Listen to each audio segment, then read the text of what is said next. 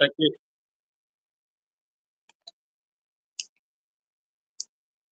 ताकि प्रारंभ करें।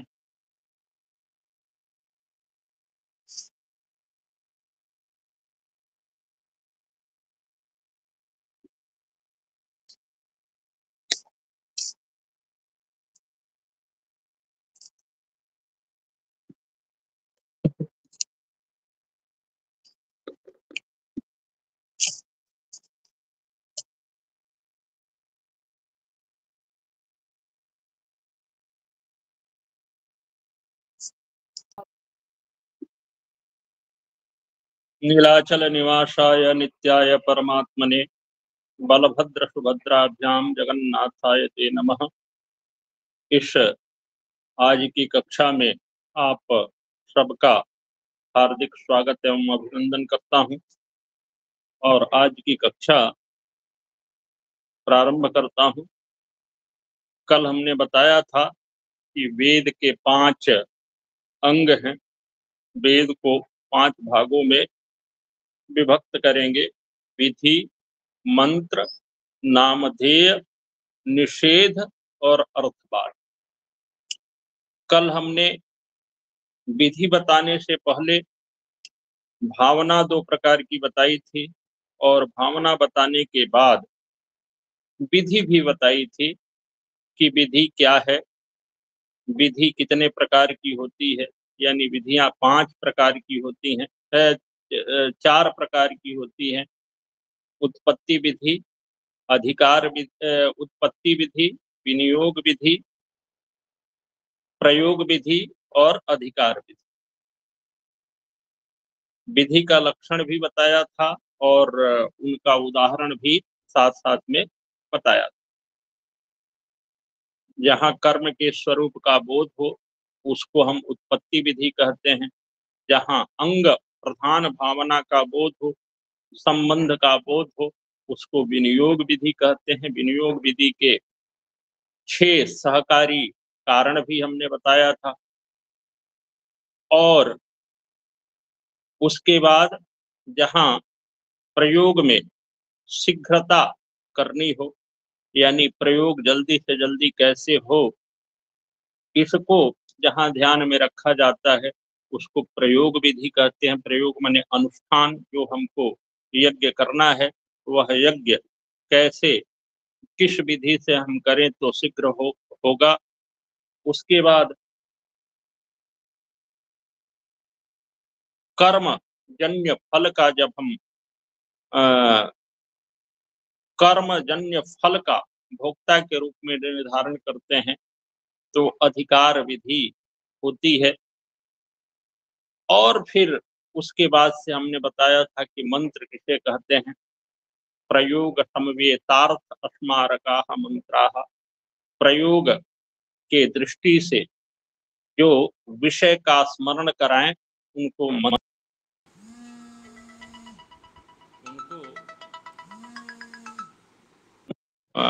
मंत्र कहते हैं। और वहां भी हमने 3 प्रकार की विधियां बताई थी: नियम विधि और अपूर्व विधि और परिसंख्या विधि।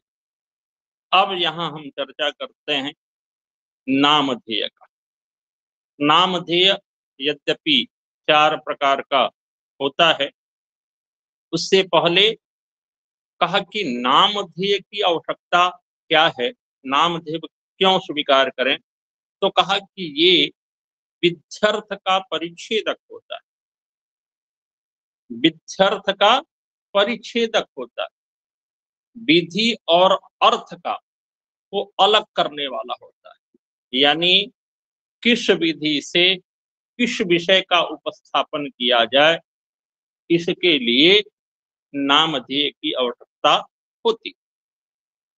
इसीलिए इसका लक्षण भी कहा कि नामधेयानांच विद्यार्थ परिच्छेदकतया अर्थवत्व।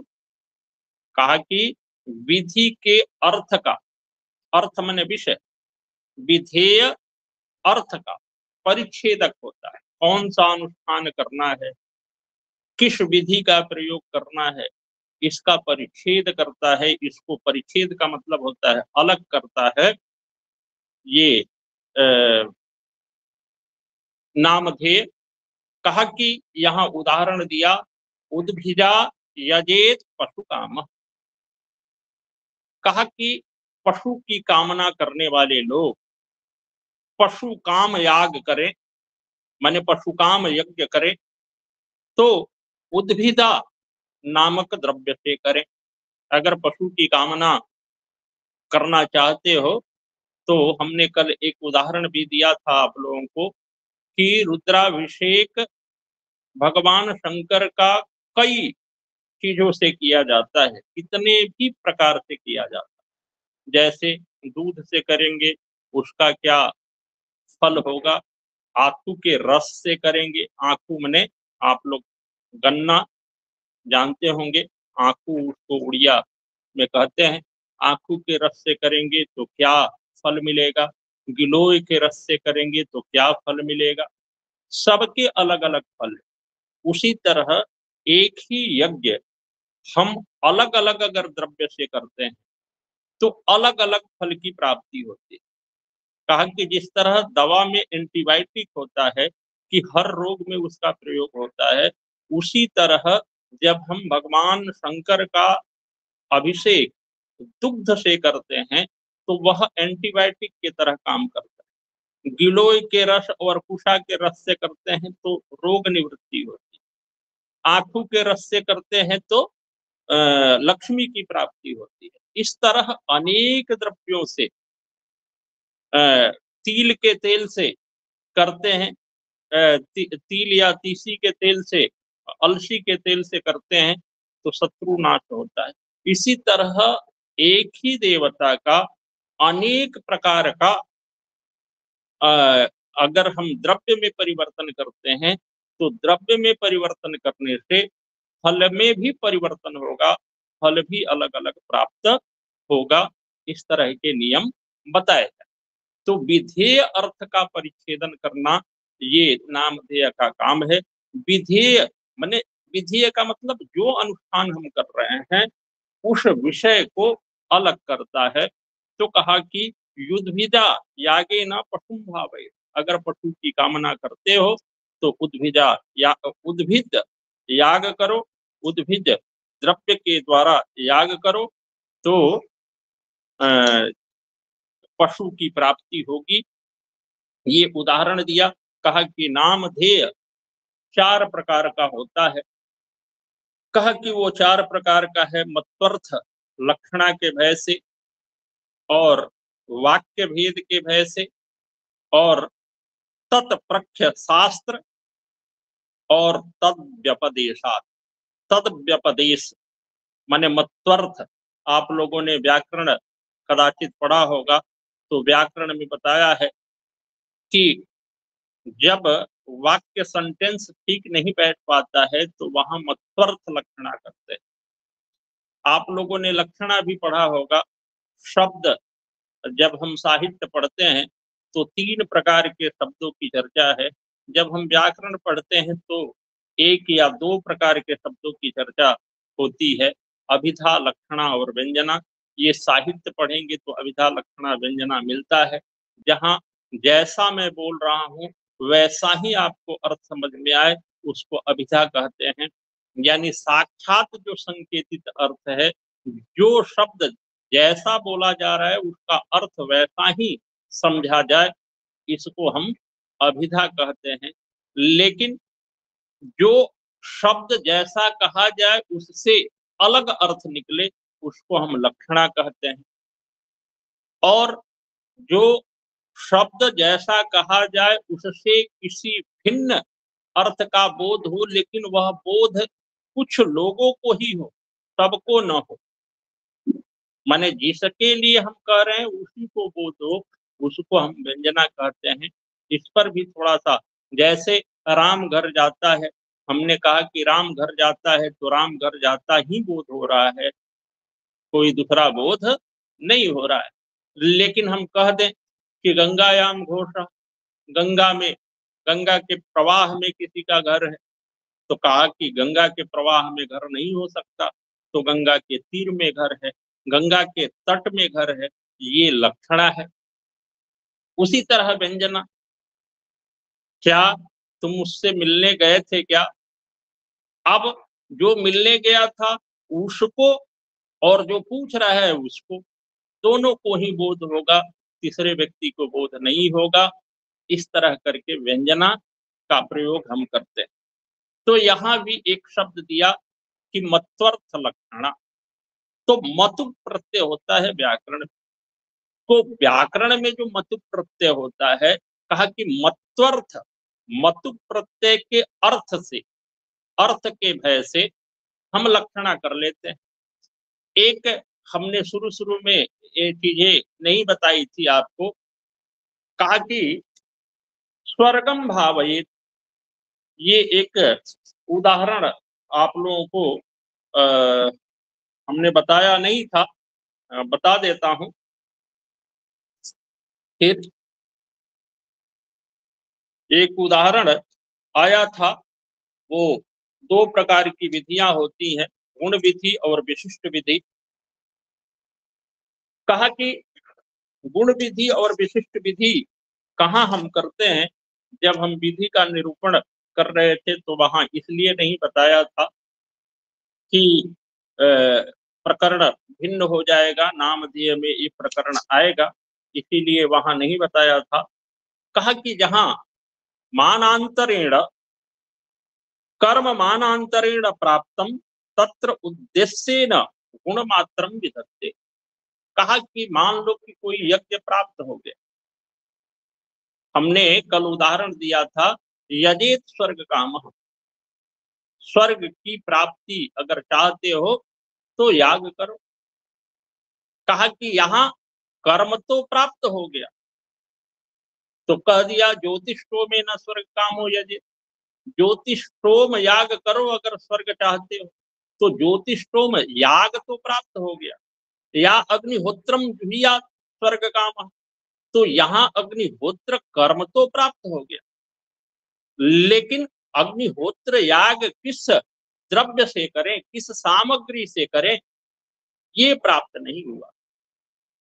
कहा कि मानांतर दूसरे प्रमाण से प्राप्त हुआ कि दधना जो होती, दधि से करो। हमने कल उदाहरण बताया था आप लोगों को, कहा कि कर्म तो प्राप्त हो गया, लेकिन उस कर्म माने उस यज्ञ को, कर्म माने यज्ञ को किस द्रव्य, किस सामग्री से हम करें, ये प्राप्त नहीं हुआ।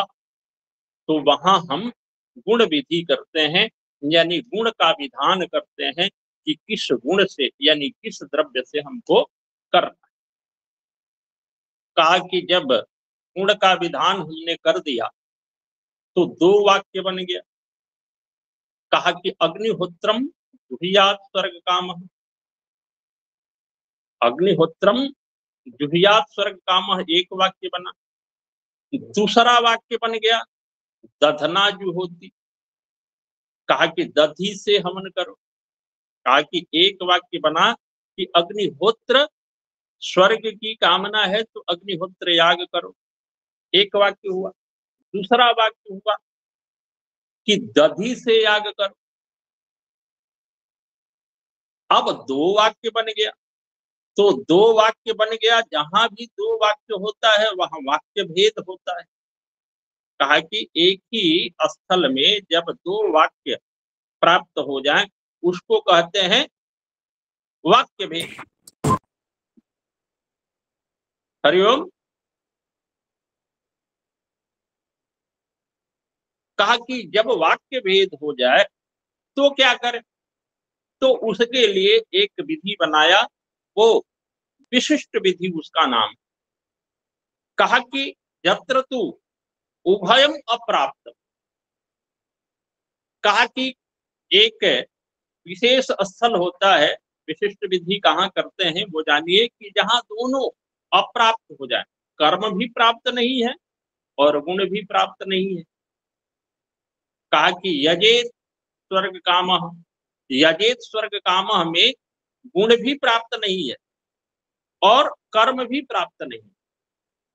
यानी दधना की होती भी प्राप्त नहीं है और अग्निहोत्रम कुर्यात भी प्राप्त नहीं है, माने कर्म भी प्राप्त नहीं है और गुण भी प्राप्त नहीं है। तो यहाँ हम क्या करें?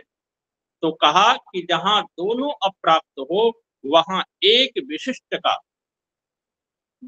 का मैंने एक विशिष्ट विधि का प्रयोग करना चाहिए।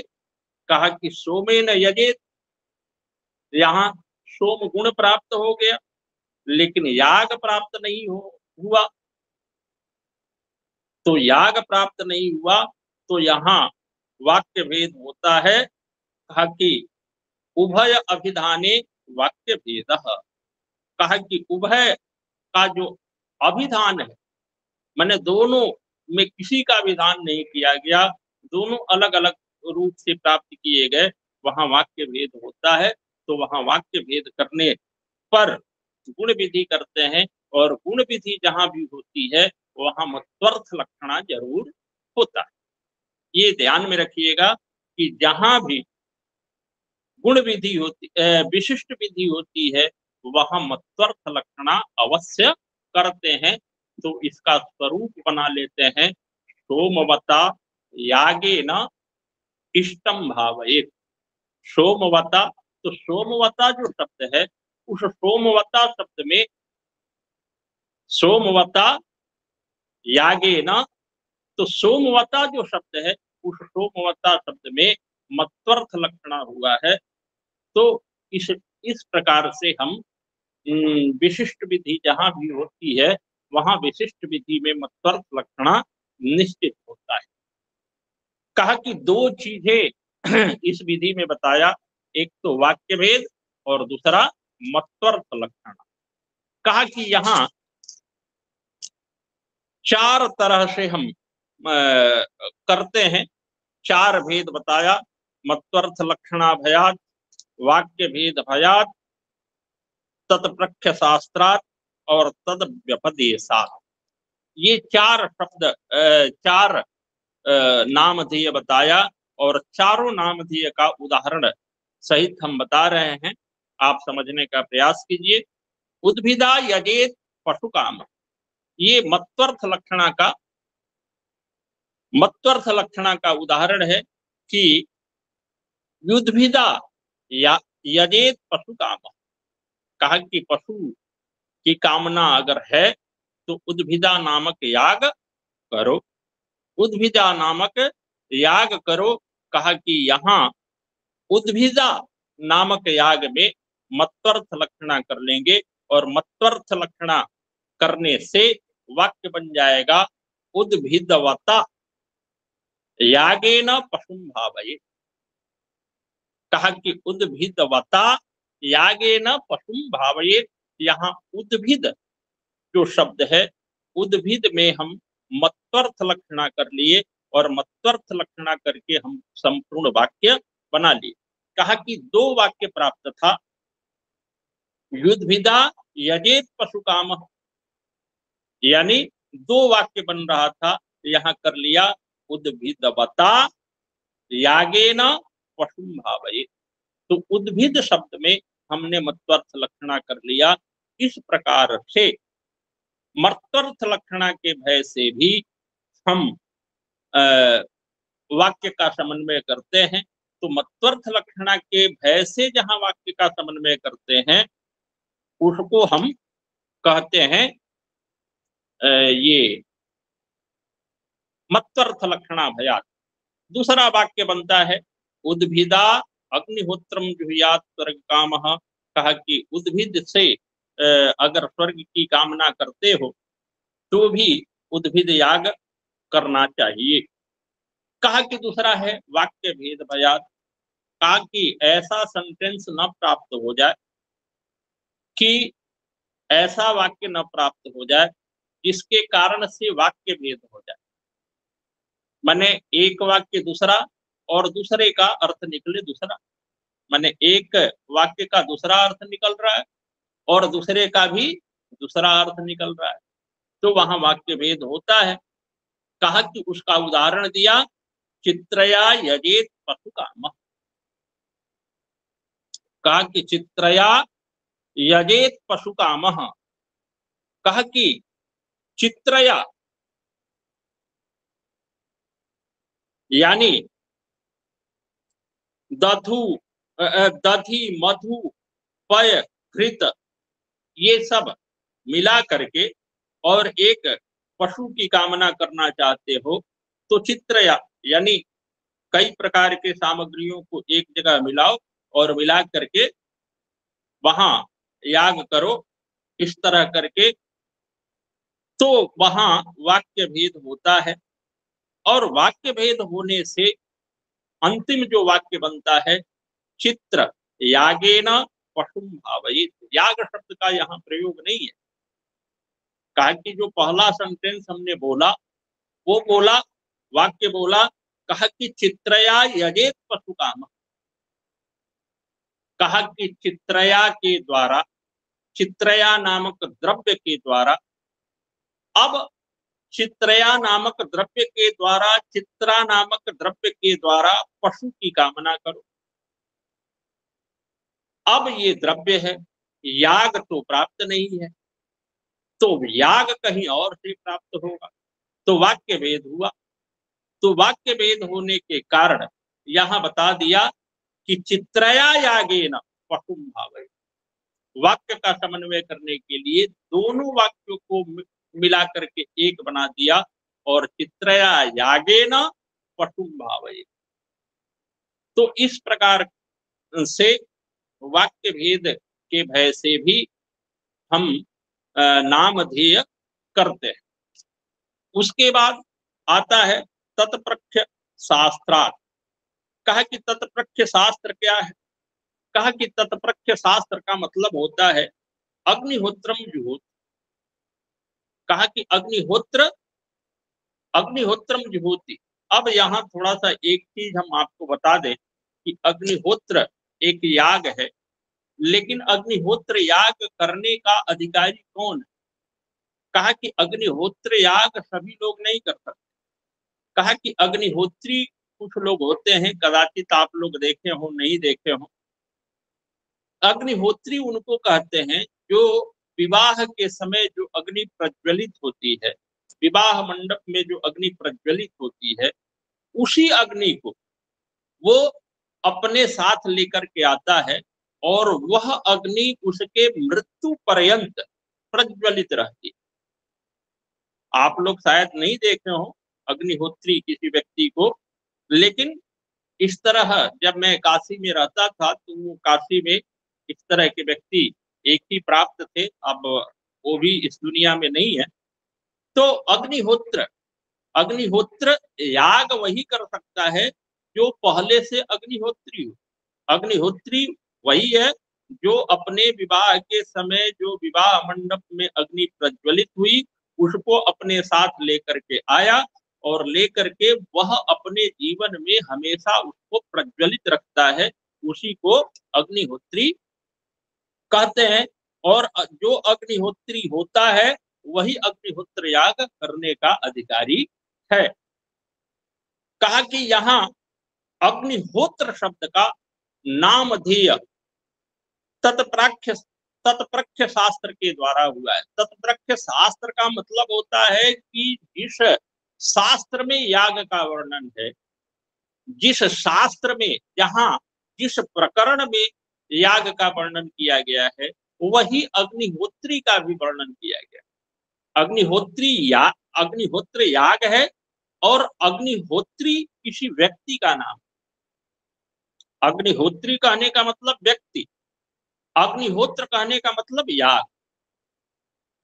देखो ई का केवल अंतर है, अग्निहोत्र कहें तो वो याग है और अग्निहोत्री कहें तो अग्निहोत्र करने वाला व्यक्ति।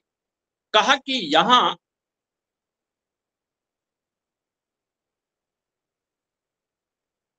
कहा कि अग्निहोत्र यहां दोनों चीज प्राप्त है। अग्निहोत्र शब्द से दोनों चीज प्राप्त है, यानी अग्निहोत्री माने अग्निहोत्र याग कौन करेगा? अग्निहोत्री करेगा। तो अग्निहोत्री भी प्राप्त है और अग्निहोत्र भी प्राप्त है, इसलिए तत्प्राख्य शास्त्र होने के कारण यह नामधेय है। कहा कि इसकी जब हम व्याख्या करते हैं तो अग्नौ होत्रम अस्मिन इति, अग्निहोत्र शब्द की जब हम व्याख्या करेंगे अग्नौ होत्रम अस्मिन इति, कहा कि अग्नि में ही होत्र करता है, हवन करता है, इसलिए अग्निहोत्र होता है। तो यहाँ तत्प्रख्य शास्त्र के द्वारा भी हम नामधेय करते हैं, माने विधेय अर्थ का परिच्छेद करते हैं, विधेय अर्थ को हम अलग करते हैं। कहा कि चौथा है तद व्यपदेश, तप तद व्यपदेशा, तद व्यपदेशा, तत् शब्द का अर्थ होता है उसके, व्यपदेश के कारण, व्यपदेश माने कहने के कारण। उदाहरण दिया कि शयेन अभिचरन् यजे, सेन एक याग है, सेन एक पक्षी है और सेन पक्षी के द्वारा, सेन पक्षी के द्वारा याग करना चाहिए। कहा कि सेन पक्षी को मार करके और याग करना चाहिए। यह जो याग है वह व्यभिचार याग, दोष युक्त याग है, ये अच्छा याग नहीं है।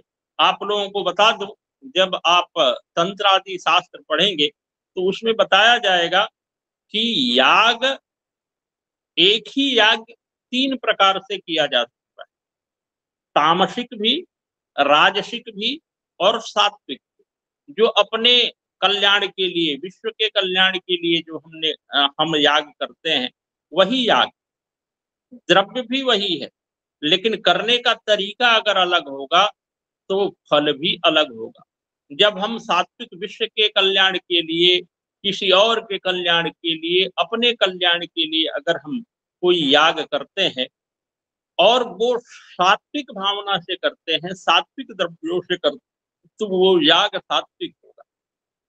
लेकिन हम चाहते हैं कि ऐश्वर्य की प्राप्ति हो जाए हमको, उसके लिए किसी और का भी अनिष्ट हो, कोई बात नहीं, उसको कहते हैं राजसिक याग।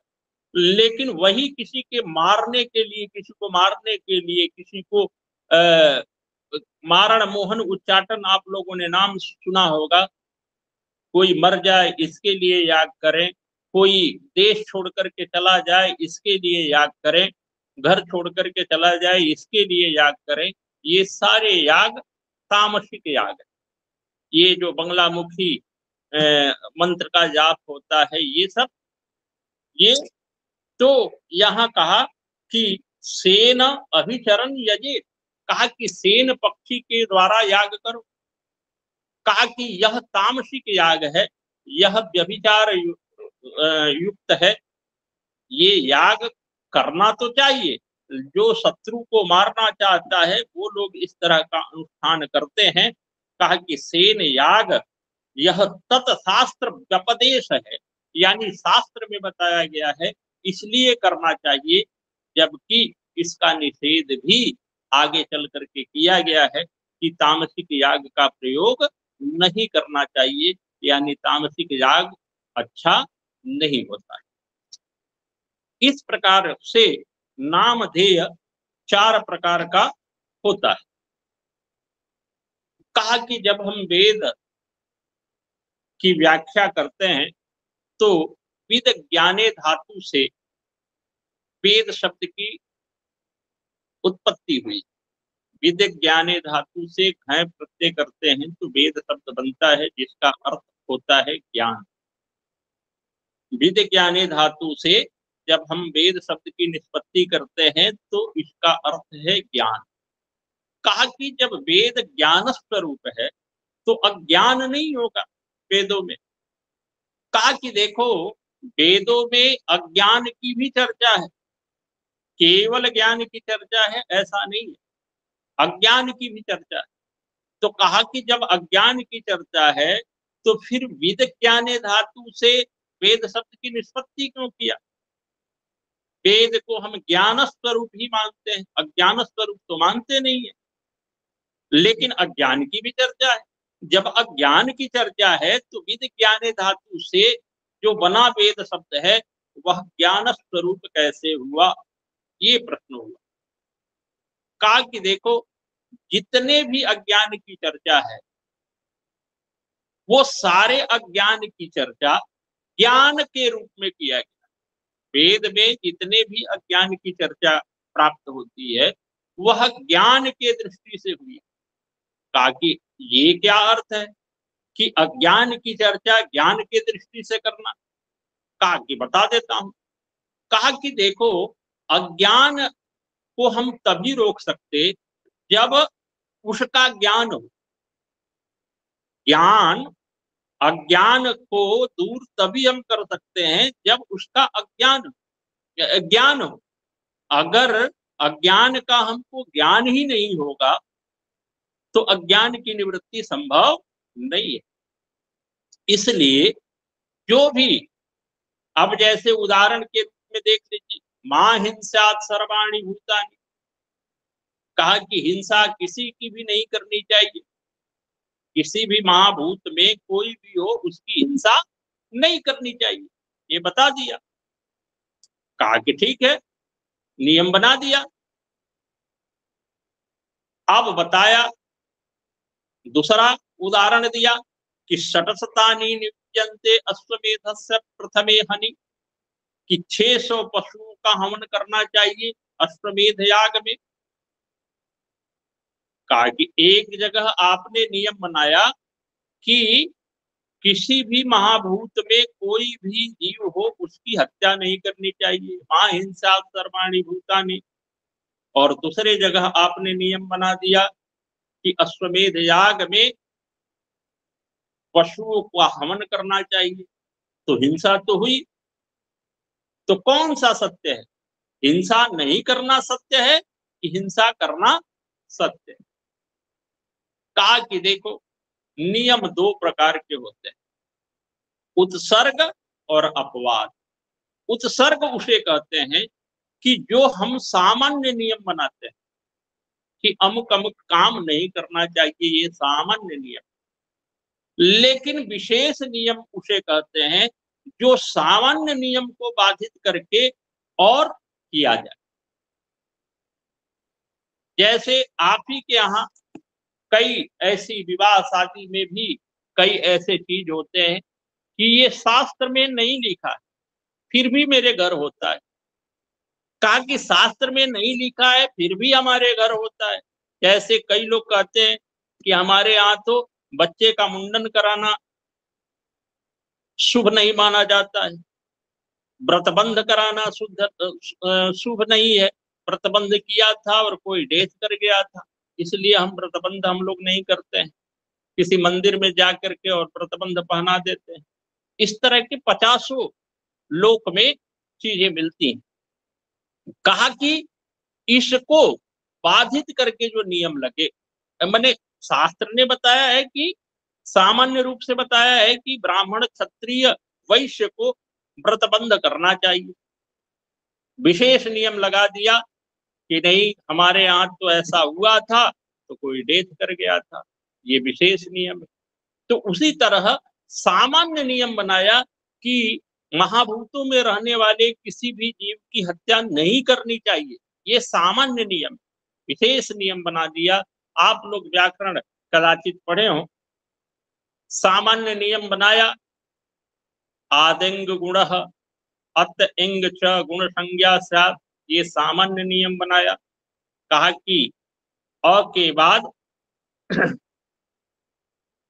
इंग प्रत्याहार आदिंग गुण में बताया कि इन इन शब्दों के बाद से ये वर्ण आए तो वहां गुण होता है। तो स्वैरह शब्द एक बनता है। स्वैरह आप लोगों ने सुना होगा, स्वधन इरह। अब स्वधन इरह अ है, अ के बाद ई है, तो अ ई मिल करके ए होना चाहिए, तो स्वेरह शब्द बनना चाहिए। लेकिन बना क्या, स्वैरह बना।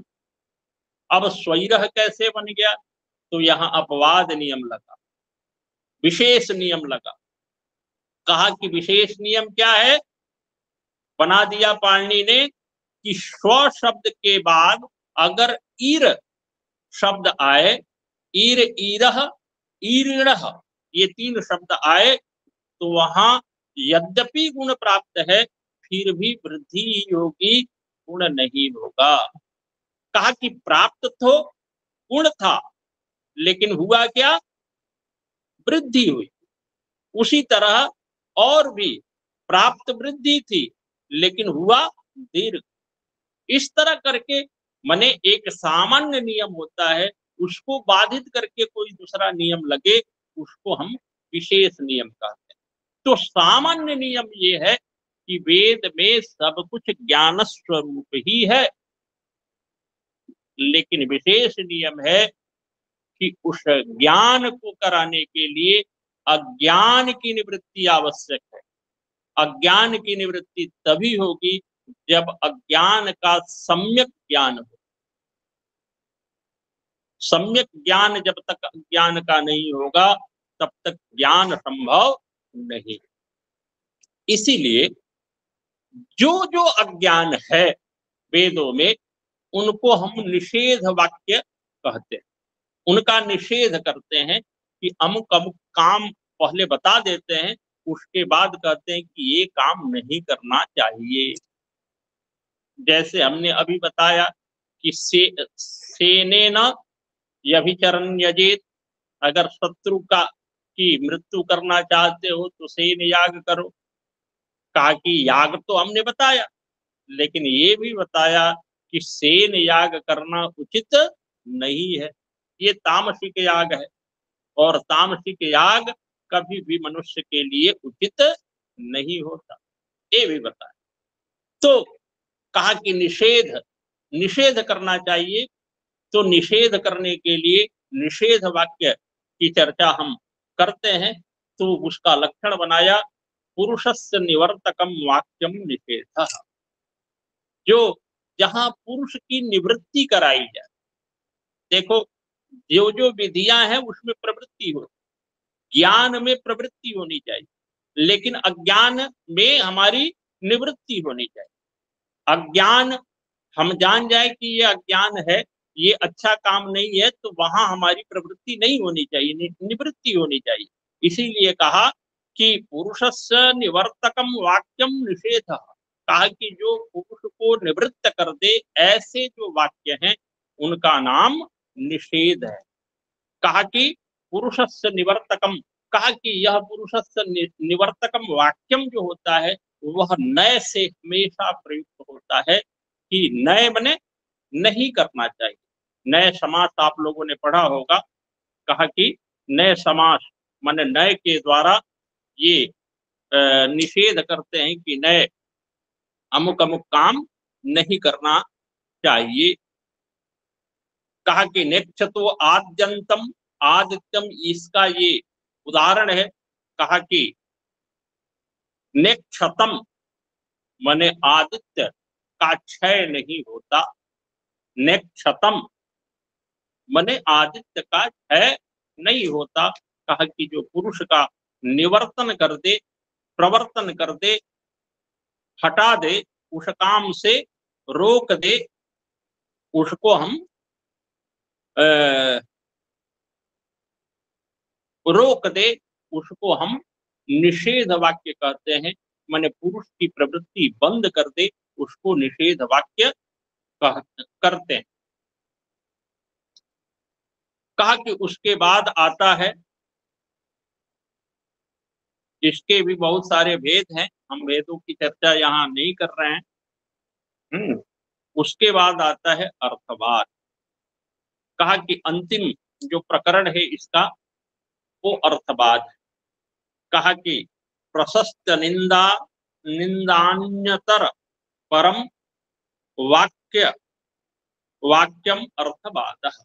प्रशस्त का मतलब होता है प्रशंसा वाक्य। कहा कि देखो हमारे युग में ऐसा नहीं है कि टीवी सीरियल आजकल चल रहा है और आज ही एडवर्टाइज का युग है, पहले एडवर्टाइज नहीं होता था, पहले भी एडवर्टाइज होता था। आप देख लीजिए, व्याकरण महाभाष्य पढ़िए। कहा कि व्याकरण महाभाष्य में शुरू में ही कहा कि व्याकरण क्यों पढ़ना चाहिए, कहा कि वेदानाम रक्षणार्थम अध्येयम व्याकरणम, वेद का की रक्षा करने के लिए व्याकरण पढ़ना चाहिए। और भी बहुत सारे एडवर्टाइज, तो प्रत्येक ग्रंथ में भी कुछ न कुछ एडवर्टाइज शुरू में बताया गया है। जैसे आपने सांख्यकारिका पढ़ी, तो सांख्यकारिका में दुःखत्रया विघाता, सांख्य क्यों पढ़ना चाहिए? क्योंकि दुःखत्रय का नाश होता है। आप लोगों ने साहित्य दर्पण पढ़ा होगा। काव्य का प्रयोजन, काव्य का प्रयोजन क्या है? एडवर्टाइज है। कहा कि काव्य क्यों पढ़ना चाहिए? कहा कि पुरुषार्थ चतुष्टय की प्राप्ति के लिए पढ़ना चाहिए। कहा कि जो कुछ भी हम कोई भी दुनिया का कोई भी काम करते हैं, वह बिना एडवर्टाइज का वो काम होता नहीं। कहा कि हम कोई काम करते हैं और उस काम को करने के बाद से अपनी प्रशंसा सुनना चाहते हैं, वो क्या है? अपना एडवर्टाइज। जैसे हम भोजन बनाए और भोजन बनाने के बाद से खाने वाले लोग हमारी भोजन की प्रशंसा करें, तो वो एडवर्टाइज है। नहीं तो हमने भोजन बना दिया, मेरा काम समाप्त हुआ, उस वो भोजन की प्रशंसा करें निंदा करें, उससे क्या लेना देना। फिर भी हम चाहते हैं कि लोग हमारी प्रशंसा करें, ये एडवर्टाइज ही है। कहा कि प्रशस्त निंदान्यतर परम, माने निंदा से जो भिन्न है और जो प्रशस्त है, प्रशंसा वाक्य है, उसको हम अर्थवाद के नाम से जानते हैं। कहा कि वेदों का भी अगर हम बताएं न, समाज में जाकर के ये न बताएं कि इस मंत्र का ये अर्थ है, इस अनुष्ठान का ये फल है, तो लोग वेदों के तरफ, यानी उसकी प्रशंसा न करें, तो लोग वेदों के तरफ आकर्षित नहीं होंगे और उस ज्ञान से वंचित रह जाएंगे। इसलिए वेद आदि शास्त्रों में भी उन वाक्यों का, उन मंत्रों का अर्थवाद किया गया है। अर्थवाद यानी प्रशंसा की गई, यानी अर्थवाद का ही हम सामान्य अर्थ अगर करें तो अर्थवाद माने प्रशंसा वाक्य, सामान्य रूप से अर्थ करें। विशेष अगर लक्षण करें तो प्रशस्त निंदान्यतर परम अर्थवाद, ये लक्षण। कहा कि यह अर्थवाद दो प्रकार का होता है, विधि शेष और निषेध शेष। कहा कि देखो, सामान्य रूप से हमको अगर किसी की प्रशंसा करनी है तो उस प्रशंसा को हम दो तरह से कर सकते हैं।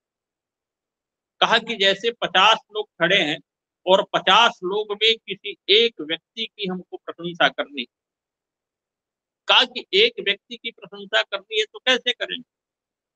कहा कि 50 में एक का नाम ले लेंगे और नाम लेकर के उसकी खूब प्रशंसा कर देंगे। तो और जितने भी 49 लोग हैं, 41 लोग हैं, उनका निंदा अपने आप हो जाएगा, करने की आवश्यकता नहीं। ये विधि शेष। कहा कि हमने विधान किया, हमने किसी का निषेध नहीं किया। कहा कि निषेध शेष वो है कि जैसे 50 लोग खड़े हैं, हम 49 लोगों की निंदा कर दें, तो 49 लोगों की निंदा करते हैं तो एक की अपने आप प्रशंसा हो जाएगी, उसकी प्रशंसा करने की आवश्यकता नहीं। कहा कि ये भी गलत, ये भी गलत, ये भी गलत, ये भी गलत, सबको गलत बता दिया। तो सबको गलत बता दिया तो एक जो बचा वह अपने आप प्रशंसनीय हो जाएगा। इसलिए इसको हम कहते हैं निषेध शेष। माने औरों का निषेध कर दें तो एक अपने आप प्रशंसनीय हो जाएगा, प्रशंसा के योग्य हो जाएगा। यहाँ दो चीजें बता रहे हैं कि विधि शेष क्या है और निषेध शेष क्या है। कहा कि विधि शेष का उदाहरण दे रहे हैं, वायव्यम श्वेतमालभेत काम, एक ये उदाहरण है। दूसरा, वायुर्वै छे पिष्ठा देवता। कहा कि अगर शीघ्र फल की प्राप्ति चाहते हो तो वायुदेव की उपासना करो। कहा कि मान लो कि हम शीघ्र जो अनुष्ठान हमने किया उस अनुष्ठान से हम ये चाहते हैं कि हमको शीघ्र फल की प्राप्ति हो जाए। कहा कि शीघ्र फल की प्राप्ति तो तभी होगी जिस देवता का हमने पूजन किया उस देवता तक हमारी प्रार्थना पहुंचे। हमारी प्रार्थना उस देवता तक पहुंचे तभी तो वो देवता आशीर्वाद देगा, आशीष देगा और मेरा काम होगा। जैसे मान लो कि हम जगन्नाथ जी की उपासना कर रहे हैं तो जगन्नाथ जी तक शीघ्र हमारी प्रार्थना पहुंचनी चाहिए।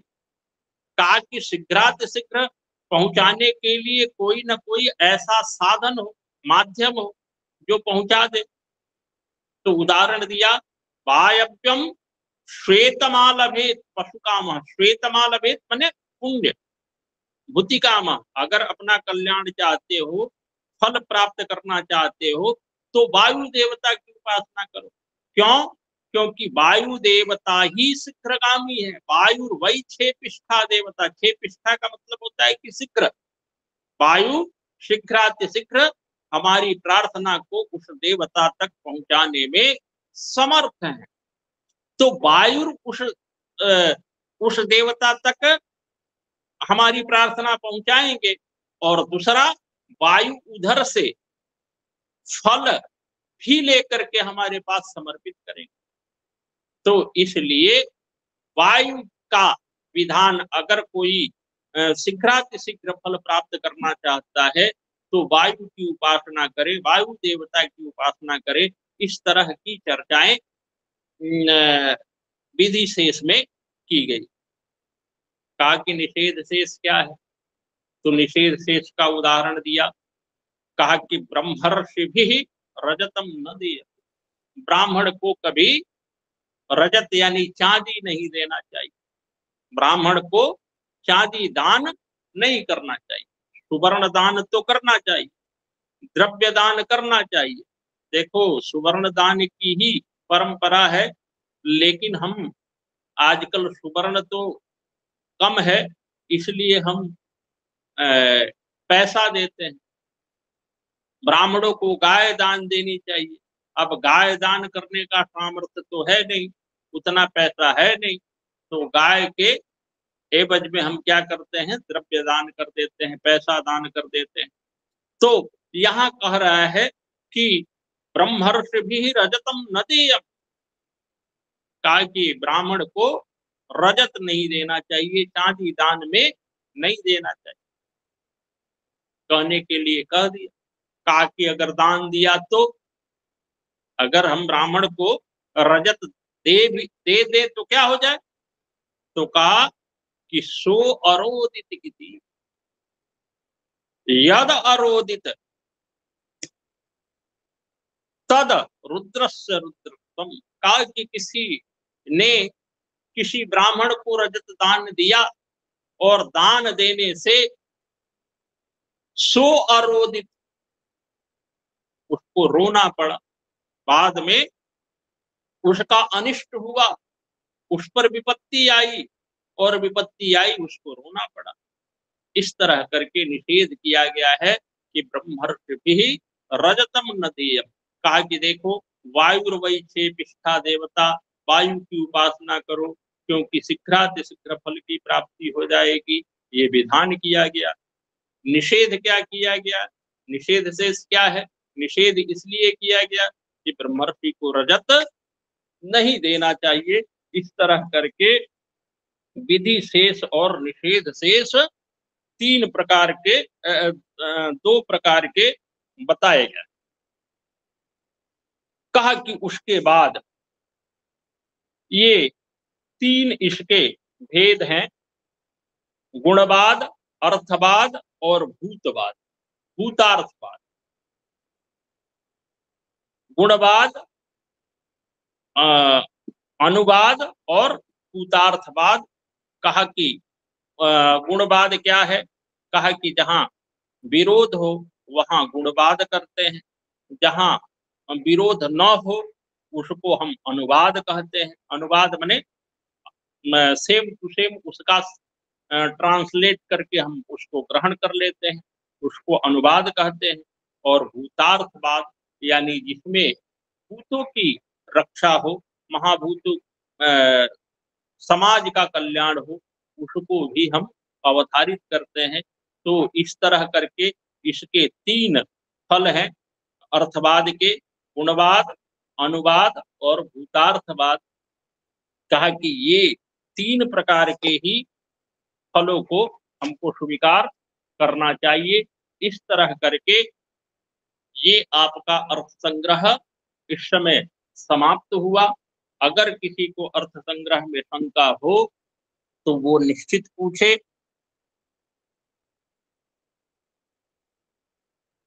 किसी को शंका है,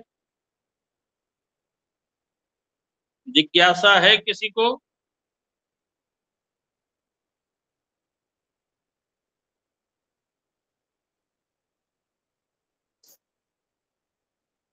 तीन चीजें आज हमने बताई, नामधेय,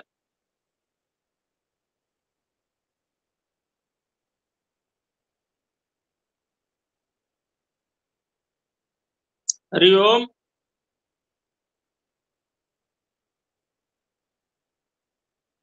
सर, नामधेय से जो चार भेद हैं, मत्तुर्थ लक्षण, वाक्य भेद, प्रख्यात शास्त्र, तद्व्यपदेश, यहाँ पर तो उदाहरण दिया गया है। अलग से उदाहरण को देखकर हम कैसे जानेंगे कि ये मत्तुर्थ लक्षणा के उदाहरण है या फिर वाक्य भेद के उदाहरण है? देखिए, पहले तो आपको मत्वर्थ लक्षणा में ये जानना पड़ेगा कि मत्तु प्रत्यय हुआ है कि नहीं। हमने उदाहरण भी दिया था कि उद्भिजा यजेत पशुकामः को जब हम बनाते हैं तो उद्भिदवता यजेत यागे, उद्भिदवता यागे न पशुम भावयेत, ये वाक्य बनाया। तो ये जो उद्भिदवता जब आया तो हमको समझ जाना चाहिए कि मत्वर्थ लक्षणा है। कहा कि मत्वर्थ लक्षणा वही होगा जहां मतु प्रत्यय है। मतु प्रत्यय के बिना मत्वर्थ लक्षणा होगा ही नहीं। अब वाक्य भेद क्या है? कहा कि वाक्य भेद में ये बताया कि वाक्य भेद में बताया कि याग भी प्राप्त नहीं है। वाक्य भेद में याग भी प्राप्त नहीं है और द्रव्य भी प्राप्त नहीं है, दोनों प्राप्त नहीं है। तो दोनों जब प्राप्त नहीं होंगे तो हम ये निश्चित नहीं कर पा रहे हैं कि याग है या द्रव्य है। चित्रया यजेत पशु काम, यही आया था उदाहरण। तो चित्रया यजेत पशु काम में अब ये नहीं समझ में आ रहा है कि चित्रा जो शब्द है वह द्रव्य है या याग है। याग कहीं से, तो हमने उसका बना लिया, चित्र यागे न, चित्र यागे न, चित्र यागे न पशुम भावये। तो ये निश्चित हुआ वाक्य भेद का निर्धारण, दोनों सेंटेंस को मिला करके एक बना दिया। तो ये हुआ वाक्य भेद का उदाहरण। उसके बाद से आया है ये तत्प्रख्य शास्त्रार्थ। कहा कि तत्प्रख्य शास्त्र में आया अग्निहोत्रम जुहोति, यही उदाहरण आया है कि अग्निहोत्र याग। तो हमने वहां बताया कि अग्निहोत्र याग का भी नाम है और अग्निहोत्री व्यक्ति का नाम है। तो अग्निहोत्र याग वही करेगा जो अग्निहोत्री हो। अग्निहोत्री का हमने उदाहरण दिया कि अग्निहोत्री वही होता है जो अपने ही विवाह मंडप से अग्नि लेकर के आता है और वो आजीवन उसको प्रज्वलित रखता है, वही अग्निहोत्री है। तो जो अग्निहोत्री होगा वही अग्निहोत्र याग करेगा। तो अग्निहोत्र का भी उसी शास्त्र वही वर्णन मिल गया और अग्निहोत्र याग का भी वही, माने यजमान कौन होगा और याग कौन होगा। कहा कि कौन सा व्यक्ति इस याग को करेगा, तो व्यक्ति की भी प्राप्ति हो रही है और याग की भी प्राप्ति हो रही है। तत्प्रख्य शास्त्र होने के कारण यहाँ मत्वर ये नामधेय होगा। उसके बाद से ये तद व्यपदेश में उदाहरण दिया, सेन अभिचरण यजेत। तो सेन याग, सेन पक्षी के द्वारा शत्रु का मारण, सेन याग के द्वारा ये शत्रु की मृत्यु करते हैं। तो कहा कि ये सेन याग तो बताया, लेकिन ये भी बताया कि यद्यपि ये शास्त्र में पठित है, इसको जानना चाहिए, लेकिन यह अच्छा नहीं है, क्योंकि यह तामसिक याग है और तामसिक याग हमेशा ही परित्याज्य होता है, छोड़ने योग्य होता है। अब समझ में आ जाएगा। आपके बुक में दूसरा उदाहरण है। नहीं नहीं, वही है, तद्व्यपदेश का फिर से बताइए। कहा कि तद्व्यपदेश जो है, सेनेन अभिचरण यजेत, यही उदाहरण होगा आपके यहाँ, देख सकते हैं। कहा कि सेन पक्षी होती है, तो सेन पक्षी को मार करके एक याग किया जाता है, सेन याग। तो अभिचरण यजेत, अभिचरण यानी शत्रु का मृत्यु करो, माने शत्रु को मारना चाहते हो तो सेन याग करो, ऐसा अर्थ बना। तो सेन याग तो अब चूंकि वेद आदि शास्त्र में बताया गया है, इसलिए सेन याग की चर्चा तो करना है, लेकिन सेन याग करने के साथ साथ ये भी वहां बताया गया है, तदव्यपदेश दिया गया है कि सेन याग करना अच्छा नहीं है,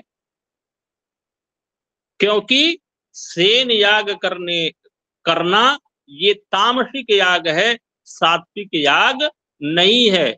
और सात्विक याग नहीं होने के कारण शास्त्र में व्यपदेश किया गया है, शास्त्र में कहा गया है, इसलिए हम इसकी चर्चा कर रहे हैं। वस्तुतः इस याग को करना नहीं चाहिए। अब समझ में आ जाएगा। जी सर। और किसी को शंका?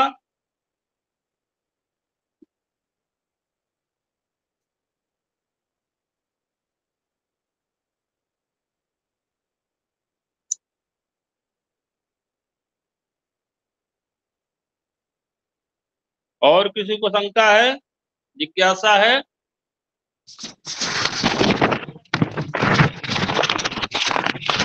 भूतार्थवाद के विषय में बताइए। भूत, भूत माने महाभूत, आकाश, वायु, जल, तेज, पृथ्वी।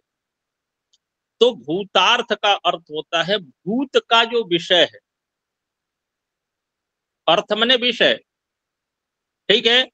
भूत के कल्याण के लिए जितने भी याग होते हैं, यानी पंच महाभूतों में रहने वाले जितने जीव जंतु, उनके कल्याण के लिए हम सब भी आ गए, जो भी कल्याण के लिए किए जाते हैं उसको हम भूतार्थवाद कहते हैं। वाद का मतलब होता है सिद्धांत। अब समझ में आ जाएगा। जी, इसके लिए इसका भी उदाहरण देना पड़ता है? नहीं, उदाहरण इसके लिए देना नहीं पड़ता है, केवल नाम गिनाया होगा आपके बुक में भी, अगर गिनाया होगा तो गिनाया होगा।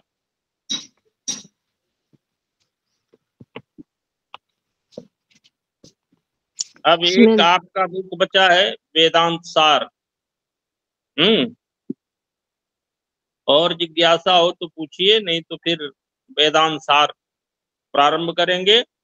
और परसों वाला जो क्लास होगा उसमें केवल आपके द्वारा प्रश्न पूछा जाएगा और मैं उसका यथासंभव उत्तर देने का प्रयास करूंगा।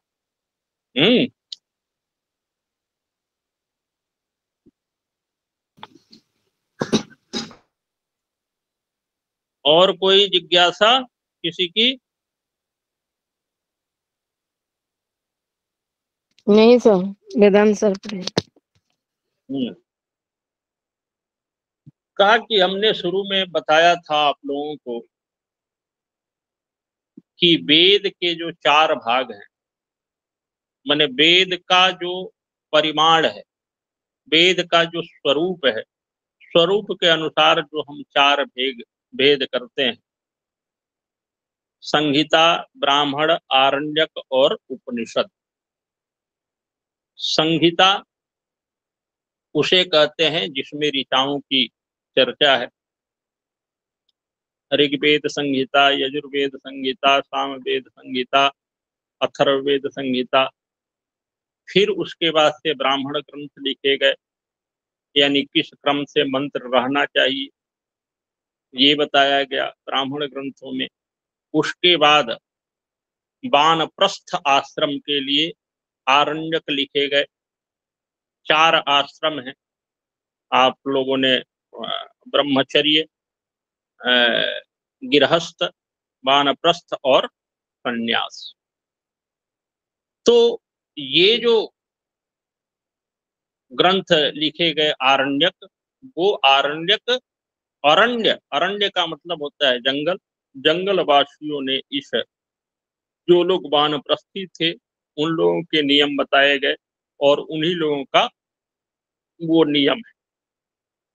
उपनिषद कहते हैं जो अंतिम है वेद का, उसको हम उपनिषद कहते हैं। कहा कि उपनिषद को हम ज्ञान भाग भी कहते हैं। हमने एक दिन और भेद बताया था कि अगर विषय के दृष्टि से हम वेद का विभाजन करें तो विषय के दृष्टि से वेद का विभाजन 3 प्रकार से होता है, कर्म भाग, उपासना भाग और ज्ञान भाग। कहा कि कर्म भाग पे जो दर्शन विरचित है वो है मीमांसा दर्शन। उपासना भाग पे जो चीजें विरचित है वो भक्ति रसायनम इत्यादि जो बुक मिलते हैं। आज वो कम भक्ति परक जितने भी ग्रंथ हैं वो वेद आदि शास्त्रों से अनुप्रमाणित जो भक्ति के ग्रंथ हैं वो सारे के सारे शास्त्र क्या हैं, उपासना परक। और जो वेदांत लिखा गया वो उपनिषद भाग पे ही लिखा गया, ज्ञान भाग पे ही लिखा गया। इसीलिए उपनिषद को ही हम वेदांत के नाम से जानते हैं। कहा कि बहुत सारे उपनिषदों में वेदांत, उपनिषद को वेदांत नाम से जाना जाता है। कहा कि इस वेदांत दर्शन की रचना वादरायण व्यास ने की। सूत्रों की जो रचना है वो वादरायण व्यास ने की। हमने ये भी बताया कि इस वादरायण व्यास के सूत्रों को 555 सूत्र हैं। इसको 4 अध्यायों में विभक्त है। 4 अध्याय, प्रत्येक अध्याय में 4-4 पाद है, यानी प्रथम अध्याय में भी 4 पाद है, द्वितीय अध्याय में भी 4 पाद है, तृतीय अध्याय में भी 4 पाद है और चतुर्थ अध्याय में भी 4 पाद। यह पाद भी अधिकरणों में विभक्त है। कहा कि हमने शुरू में बताया था कि आपको अधिकरण के बारे में भी बताएंगे। कहा कि एक तो व्याकरण में आप लोगों ने अधिकरण सुना हो, सप्तम अधिकरण, सप्तमी विभक्ति अधिकरण के अर्थ में होता है। अधिकरण 3 प्रकार का होता है, औपश्लेषिक, अभिव्यापक, ऐसे करके उदाहरण भी आप लोगों को मिला होगा। आधारो अधिकरणम, ये सूत्र भी है व्याकरण का। वो अधिकरण भिन्न है, अलग है, और ये जो अधिकरण हम बता रहे हैं वो अलग है। कहा कि अधिकरण कहते हैं इसमें 5 चीजों का वर्णन। कहा कि विषयः विषयश्चैव पूर्व पक्षस्ततोत्तरम सिद्धांत कथनश्चेति पंचांगम अधिकरणम प्रत्यक्षते, ऐसे करके पंचांगम अधिकरणम स्मृतम। कहा कि विषय हो, संशय हो, पूर्व पक्ष हो, उत्तर पक्ष हो और सिद्धांत जहां बताया गया हो उसको अधिकरण कहते हैं। कहा ये ध्यान रखिएगा कि 555 सूत्र हैं। 555 सूत्रों में ये 4 अध्यायों में विभक्त है। प्रत्येक अध्याय 4-4 पाद में विभक्त है। माने प्रथम अध्याय में भी 4 पाद है, द्वितीय अध्याय में भी 4 पाद है, तृतीय अध्याय में भी 4 पाद है, चतुर्थ अध्याय में भी 4 पाद है।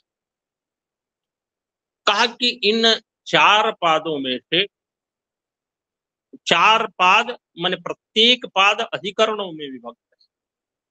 वो अधिकरण क्या है? आधारो अधिकरणम वाले अधिकरण नहीं है, ये विषय विषयश्चैव पूर्व पक्षस्तोत्तरम वाला अधिकरण है।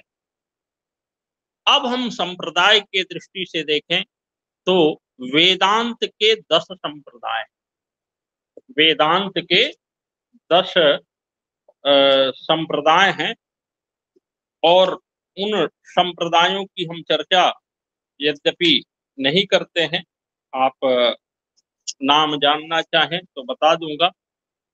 कहा कि 10 संप्रदाय में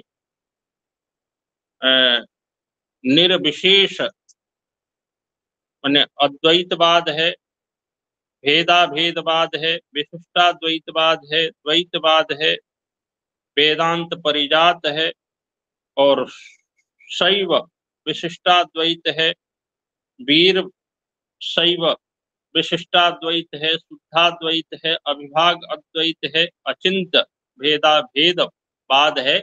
इसके अलग अलग आचार्य हैं। माने एक ही ब्रह्म सूत्र पे अनेक आचार्यों ने अपना अपना सिद्धांत का वर्णन किया है। इसलिए 10 संप्रदाय वेदांत के प्राप्त होते हैं। हम लोगों को जो वेदांत का संप्रदाय पढ़ना है वो शंकराचार्य आदि शंकराचार्य के द्वारा प्रवर्तित जो अद्वैतवाद है, उस अद्वैतवाद के ही ग्रंथ प्रकरण ग्रंथ का अध्ययन करना है, जिसका नाम है वेदांत सार। इसके प्रणेता हैं सानंद सदानंद यति। सदानंद यति के द्वारा ये प्रणीत है।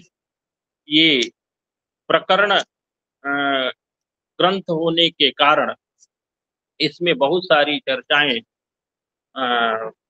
वेदांत दर्शन में प्रवेश के लिए ही बताया गया है। सबसे पहले हमने बताया था कि आस्तिक दर्शन के आस्तिकों के जितने भी ग्रंथ होते हैं उनके आदि में सबसे पहले मंगलाचरण अवश्य करते हैं। मंगलाचरण के बिना कुछ भी नहीं करते।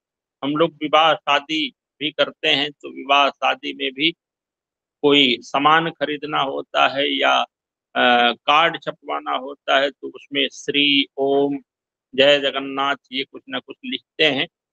तो उसी प्रकार से और सिद्धांत भी है कि ग्रंथादो मंगलम आचरेत, ग्रंथ के आदि में मंगल अवश्य करना चाहिए। इस दृष्टि से भी यहाँ मंगलाचरण किया गया है।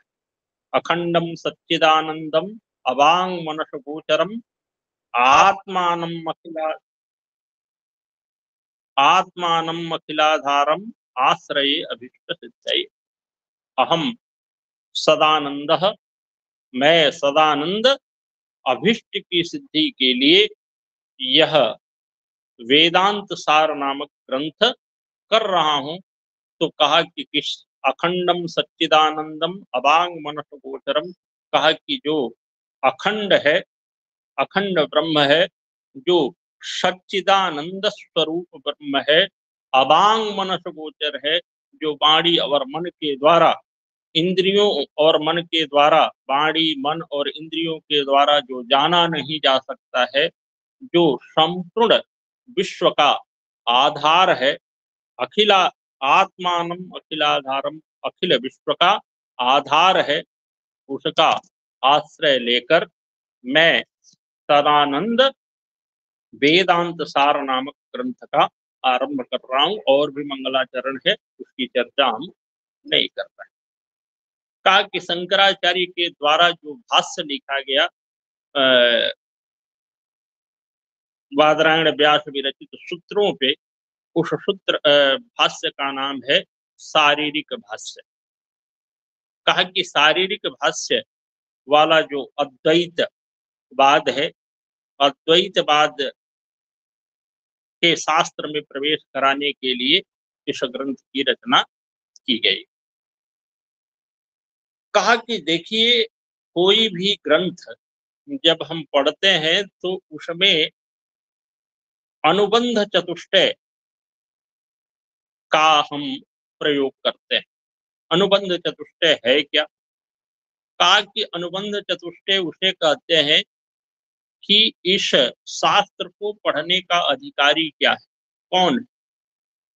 वहां जो पढ़े थे अधिकारी का लक्षण वो अलग है, और यहाँ जो अधिकारी का लक्षण आप पढ़ेंगे वो अलग।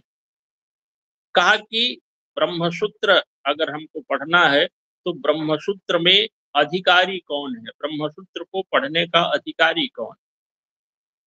अधिकारी संबंध, विषय और प्रयोजन, ये अनुबंध चतुष्टय है। अनुबंध चतुष्टय क्यों बता रहा हूं उसका आपको अभी तुरंत पता चल जाएगा कि इस शास्त्र को पढ़ने का अधिकारी कौन है, इस शास्त्र का प्रतिपाद्य विषय क्या है, इस शास्त्र के साथ आपका या इस शास्त्र का विषय के साथ संबंध क्या है, और इसको पढ़ने का प्रयोजन माने लाभ क्या है। कहा कि ये चार चीजें जब होती है तभी मानव की प्रवृत्ति होती है। आजकल तो हम लोग इतने फास्ट हो गए हैं कि प्रयोजन के बारे में, फल के बारे में पहले सोचते हैं, उसके बाद हम विचार करते हैं कि इससे लाभ क्या है, हानि क्या। हानि का तो सोचते ही नहीं, लाभ ही लाभ सोचते हैं, और फिर हम इस वस्तु के लिए अधिकारी हैं कि नहीं ये बाद में सोचते हैं। ये सारी चीजें हैं।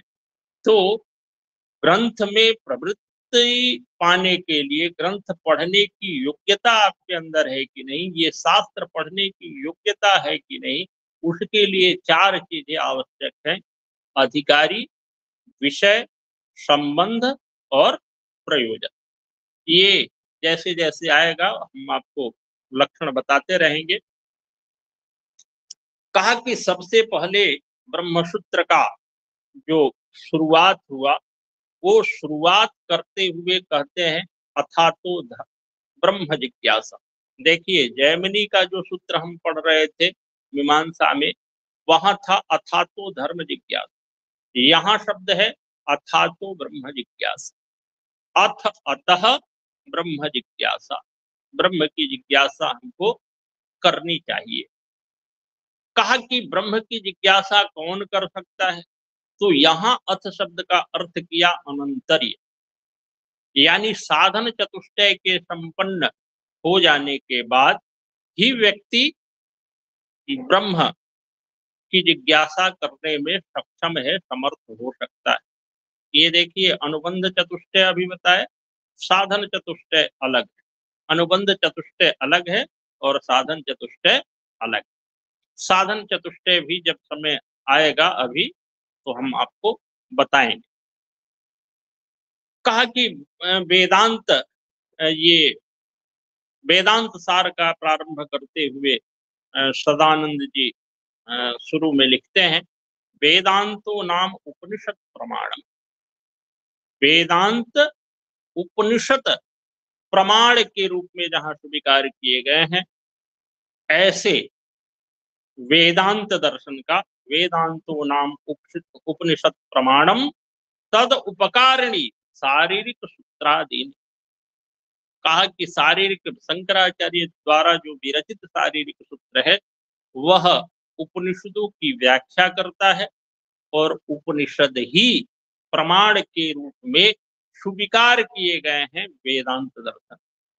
देखिए, वेदांत शब्द का अर्थ ही उपनिषद है, फिर भी वेदांत जो शास्त्र है, जो शंकराचार्य द्वारा स्थापित जो अद्वैत वेदांत है, उसमें प्रमाण के रूप में उपनिषद को ही स्वीकार किया गया है, उपनिषदों को ही ज्यों के त्यों उपनिषदों को रखा गया है। इसलिए यह वेदांत दर्शन का यहाँ से प्रारंभ होता है।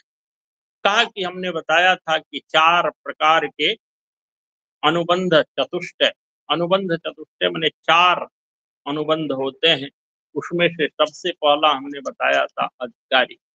अधिकारी का लक्षण करते हुए, ऐसे आप संस्कृत में जानना चाहेंगे तो संस्कृत में बता देता हूँ, नहीं तो उसका हिंदी करके आपको बताता हूँ। अधिकारी तो पहले संस्कृत में बता देता हूँ, फिर उसका अर्थ करूंगा।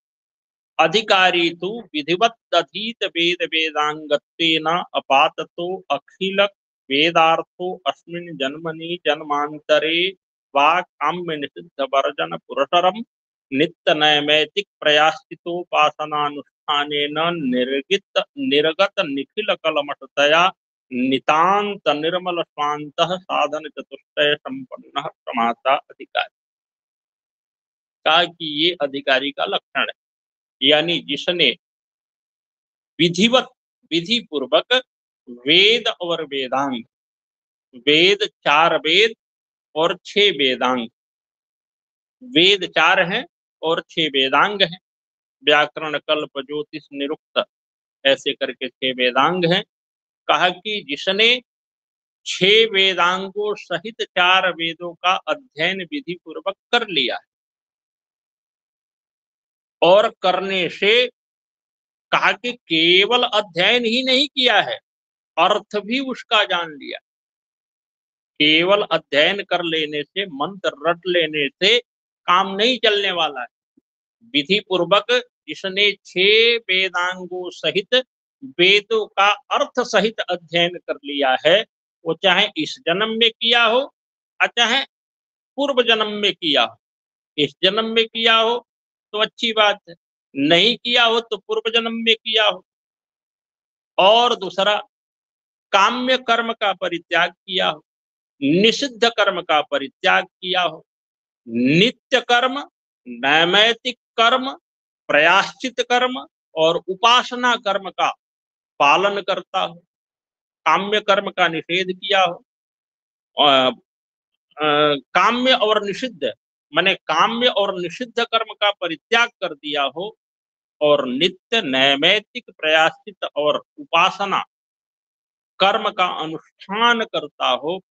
इस अनुष्ठान के कारण जिसके अंतःकरण से सारे मल समाप्त हो गए हों, निर्गत निखिल कलमशतया, कलमश का मतलब होता है कि कलुषित भावनाएं, कलुषित विचार, यानी जिसका अंतःकरण स्वच्छ हो गया हो, ऐसा जो साधन चतुष्टय से संपन्न, साधन चतुष्टय आगे आने वाला है उसको हम बताएंगे कि साधन चतुष्टय से जो संपन्न है वही प्रमाता अधिकारी।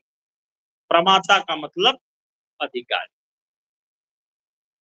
प्रमातुम इच्छति इति प्रमाता, जो ब्रह्म को जानना चाहता है उसको हम प्रमाता कहते हैं। इसका अर्थ आ जाएगा कि नहीं, क्योंकि आगे इसके बाद से व्याख्या ही है इसकी, सारा चीज बताएगा कि काम्य कर्म क्या है, निषिद्ध कर्म क्या है, नित्य कर्म क्या है, नैमित्तिक कर्म क्या है, प्रयाश्चित कर्म क्या है, उपासना कर्म क्या है, ये सब कुछ बताएगा। हम बताएंगे इसके बाद, समझ में आ जाएगा इसका। जी सर, साधन चतुष्टय का नाम बता दीजिए। अरे साधन चतुष्टय आ रहा है, बताऊंगा, ऐसा नहीं है। साधन जी सर। चतुष्टय आप कहा कि 6 प्रकार के कर्म बताए गए, काम्य कर्म, निषिद्ध कर्म, नित्य कर्म, नैमित्तिक कर्म, प्रयाश्चित कर्म और उपासना कर्म। कहा कि सबसे पहले काम्य कर्म क्या है। काम्य कर्म में बताया ज्योतिष्टोमादि साधनानि, स्वर्गादिष्ट साधनानि ज्योतिष्टोमादि। कहा कि स्वर्ग को प्राप्त करने वाला जो साधन है, जो कर्म है, स्वर्ग इत्यादि को प्राप्त करने वाला जितने भी कर्म हैं वो काम्य कर्म है। किसी कामना बस किया गया जितना भी कर्म होता है वो काम्य कर्म के नाम से जाना जाता है। कहा कि निषिद्ध कर्म क्या है, तो निषिद्ध कर्म के लिए बताया कि नरकाद्य अनिष्ट साधनानि ब्राह्मण हननादीनि। कहा कि जितने भी नरक भेजने वाले कर्म हैं, नरक ऐसा कर्म जिससे हमको नरक इत्यादि की प्राप्ति हो जाए, उसमें का एक उदाहरण दिया कि किसी ने ब्रह्म हत्या किया उसको अवश्य ही नरक की प्राप्ति होगी, ऐसा धर्मशास्त्र इत्यादि में बताया गया है। इसलिए ये जो ब्राह्मण हत्या इत्यादि हैं वो नरक के साधन हैं, इनका परित्याग करना चाहिए। माने स्वर्ग आदि वाला जो साधन है उसका भी परित्याग करना चाहिए, क्योंकि स्वर्ग में चले जाओगे तो फिर मोक्ष की इच्छा नहीं होगी, और मोक्ष के इच्छा हुए बिना ब्रह्म की जिज्ञासा नहीं हो। इसलिए काम्य कर्म का भी परित्याग करना है और निषिद्ध कर्म का भी परित्याग करना है। कहा कि जो करने वाले कर्म हैं वो कौन कौन से हैं? करने वाले कर्म चार हैं: नित्य कर्म, नैमित्तिक कर्म, प्रायश्चित कर्म और उपासना कर्म। कहा कि नित्य कर्म क्या है? कहा कि प्रत्यवाय साधनानि संध्या वंदनादीनि। कहा कि जो हम संध्या वंदन करते हैं, त्रिकाल संध्या की चर्चा है, मैंने 3 समय संध्या करनी चाहिए, सुबह, दोपहर और शाम को। कहा कि त्रिकाल संध्या जो लोग, बहुत लोग करते हैं, आप लोग कदाचित उनके बारे में जानते होंगे, नहीं जानते होंगे। कहा कि जो त्रिकाल संध्या करने वाले, कुछ लोग एक समय भी संध्या करते हैं, कुछ लोग 2 समय भी संध्या करते हैं। कहा कि ये जो संध्या बंधन है वो प्रत्यवाय साधन है। प्रत्यवाय साधन यानी प्रत्येक दिन हम कुछ न कुछ न चाहते हुए भी हमसे कुछ न कुछ पाप होता है, और उस पाप का की निवृत्ति हम संध्या बंधन इत्यादि करते हैं तो उससे हो जाता है। तो प्रत्यवाय साधन है। प्रत्यवाय माने जितने रोज हमारे द्वारा पाप इत्यादि हो रहे हैं उनकी निवृत्ति भी त्वरित हो जाती है। तो ये संध्या बंधन को हम प्रत्यवाय साधन मानते हैं। कहा कि नैमित्तिक कर्म क्या है? तो नैमित्तिक कर्म के लिए बताया कि पुत्र जन्माद जनुबंधिनी जात्यदीनी। कहा कि जात्यष्टि याग होता है। जैसे राजा दशरथ ने राम के जन्म के लिए पुत्रष्टि याग किया था, जात्यष्टि याग उसी को कहते हैं।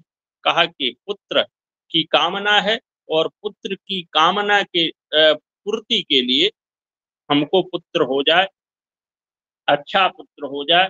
जैसे द्रौपदी का जन्म भी यज्ञ से हुआ था, इसीलिए उनका याज्ञसेनी नाम है। कहा कि पुत्र इत्यादि की प्राप्ति के लिए हम कोई अनुष्ठान करते हैं, उसको हम नैमित्तिक कर्म के नाम से जानते हैं। कहा कि उसके बाद आता है प्रायश्चित कर्म।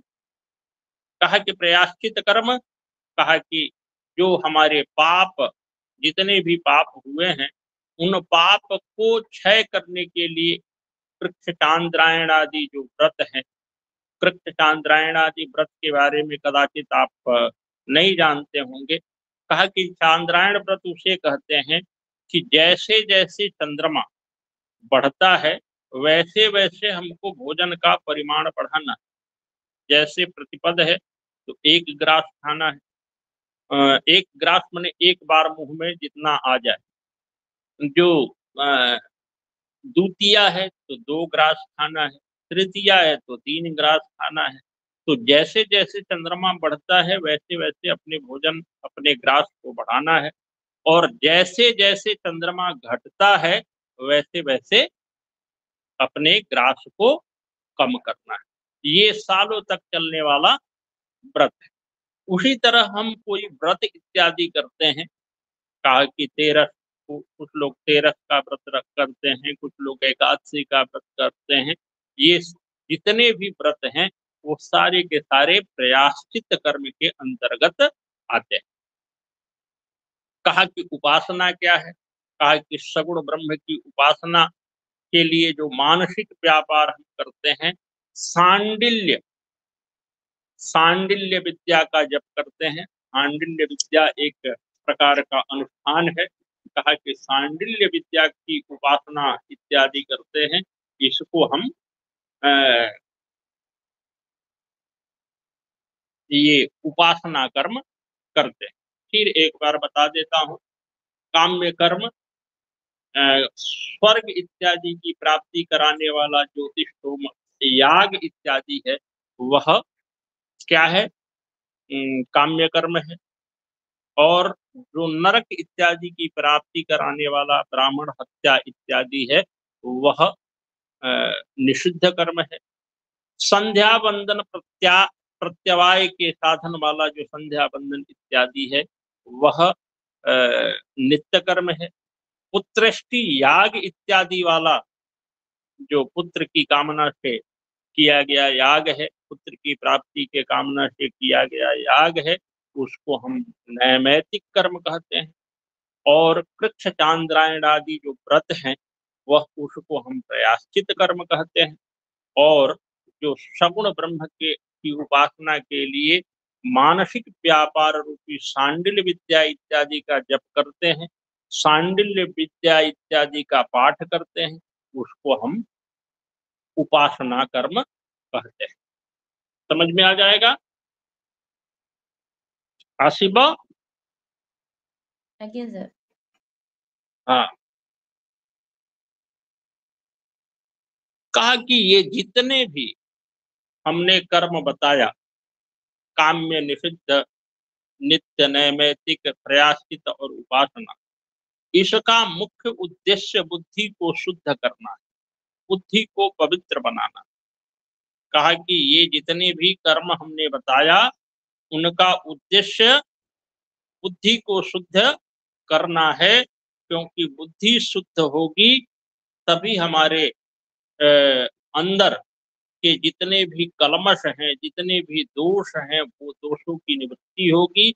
और निवृत्ति होने पर ही हम किसी भी लोक में जा सकते हैं। किसी भी लोक यानी आपको मिलेगा कि ऊपर 7 लोक हैं और नीचे भी 7 लोक हैं, हम लोग बीच वाले लोक में मर्त लोक में हैं। कहा कि ये सब जिन जिन लोकों, मोक्ष इत्यादि प्राप्ति तो दूर की है, जिन जिन लोकों में हमको जाना है, वो लोक में हम तभी जा सकते हैं जब हमारी बुद्धि शुद्ध हो। यानी ब्रह्म की जिज्ञासा भी हम तभी कर सकते हैं जब हमारी बुद्धि शुद्ध हो। कहा कि अब ये बताया कि साधन चतुष्टय संपन्न प्रमाता अधिकारी।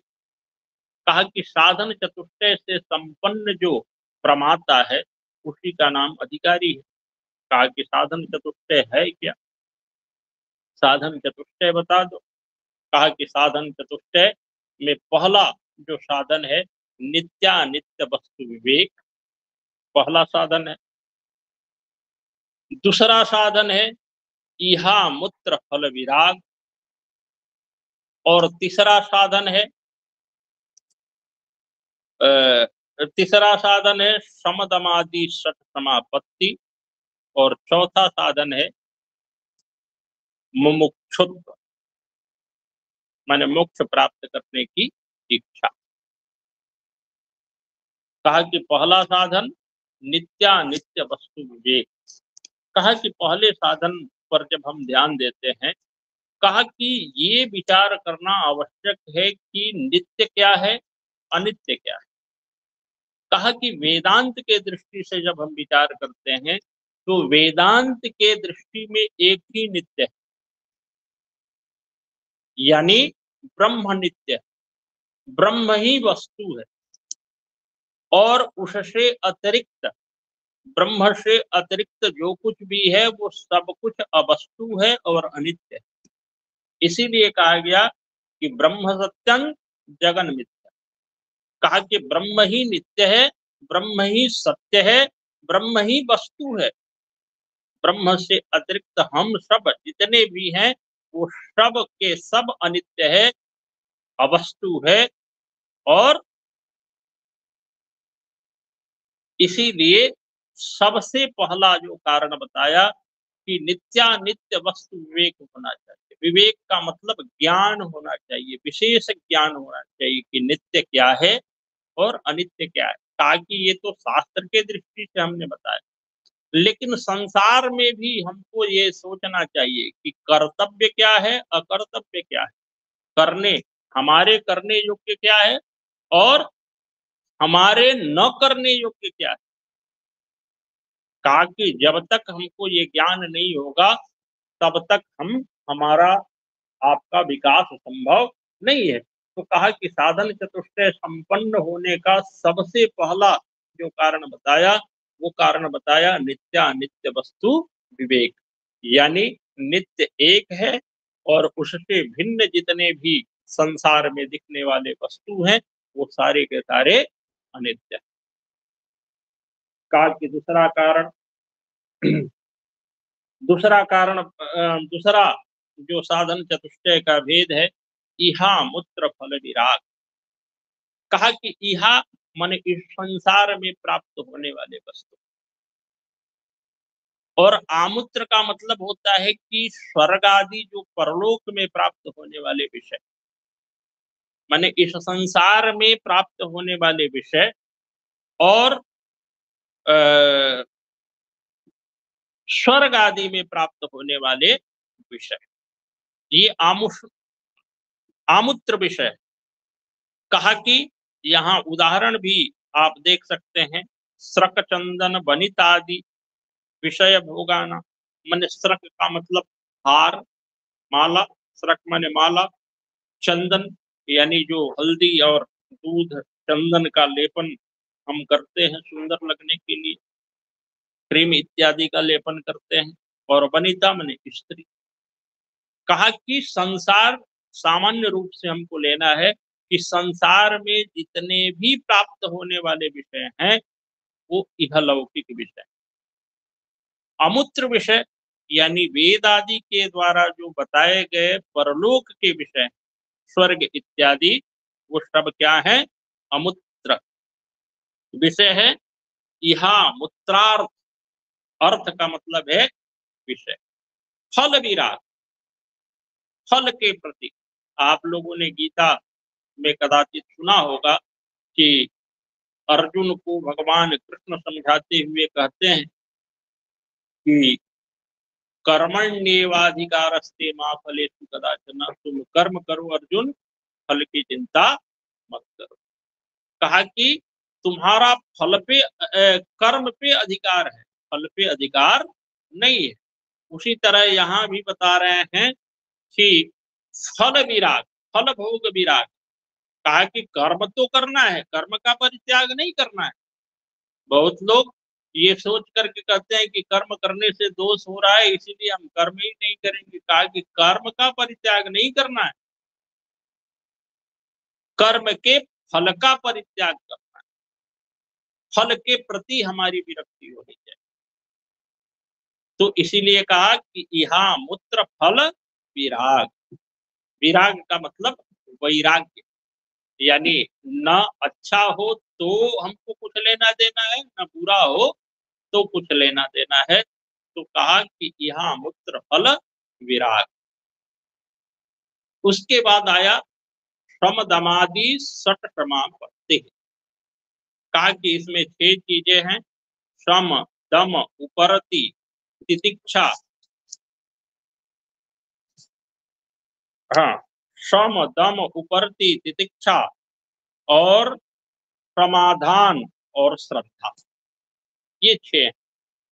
कहा कि सट समापत्ति, ये सट समापत्तियां हैं जिसको करने से, कहा कि सम क्या है, कहा कि सुनने से अतिरिक्त विषयों का हम ग्रहण नहीं करेंगे, मन को सब, कहा कि मन नहीं होगा तो कोई भी इंद्रिय काम नहीं करता है, इसीलिए हम केवल सुनने वाले विषयों का ही ग्रहण करेंगे, सुनने वाले विषयों से अतिरिक्त किसी भी इंद्रिय से कुछ भी ग्रहण नहीं करेंगे।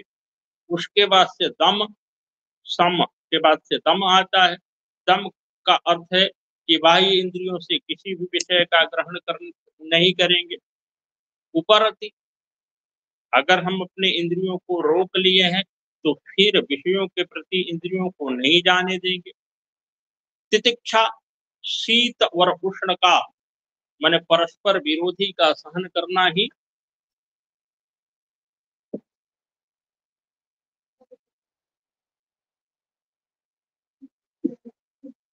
तितिक्षा है। कहा कि शीतोष्ण द्वंद्व का सहन करना ही तितिक्षा है।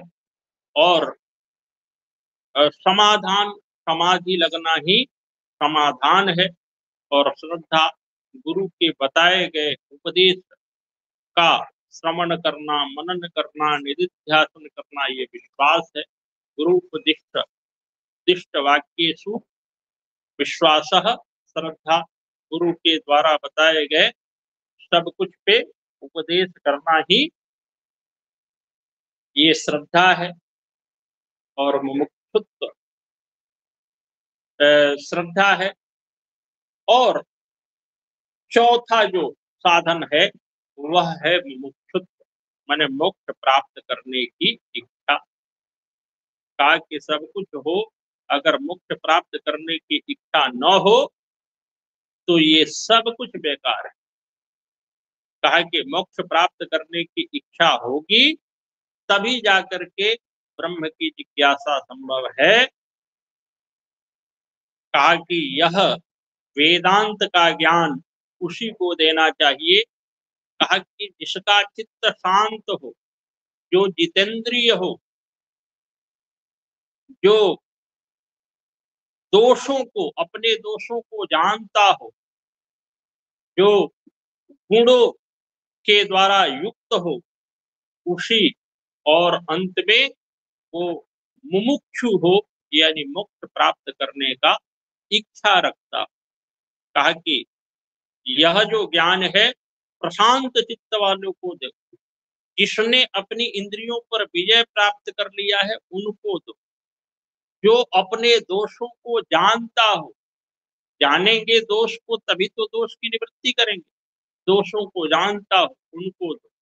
जो अपने गुणों का विकास करता हो, और अंत में जो मुमुक्षु हो, यानी मोक्ष प्राप्त करने के इच्छुक हो, उसी को यह ज्ञान दिया जा सकता है।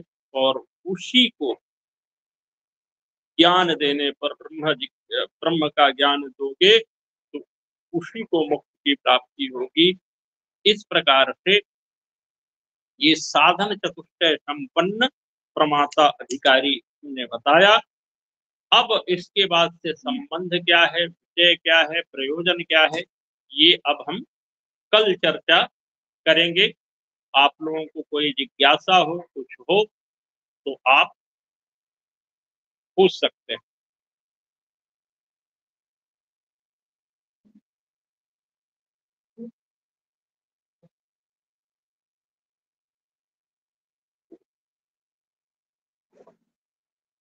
अरे कोई जिज्ञासा है?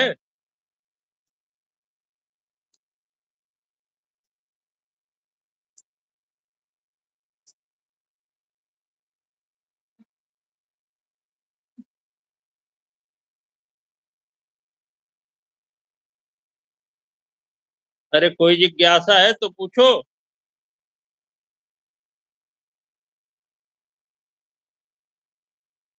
सर मेरी एक क्वेश्चन थी हाँ, सांख्य दर्शन की। जीवन हाँ, मुक्ति और विदेह मुक्ति में अंतर क्या है? अच्छा, विदेह शब्द का अर्थ क्या है?